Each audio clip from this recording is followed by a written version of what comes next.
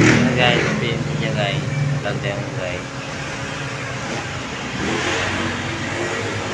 Ito yung gawa guys, pag-vlog naman tayo. Okay guys.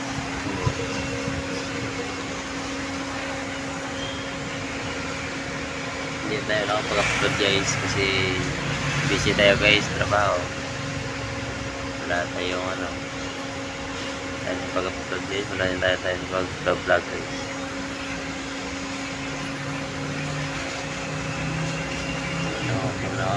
Makapag-upload guys kay please busy tayo ay mahirap dito pag ano guys, wala kang time sa pag-vlog guys, hindi mo maano yung pag-vlog guys.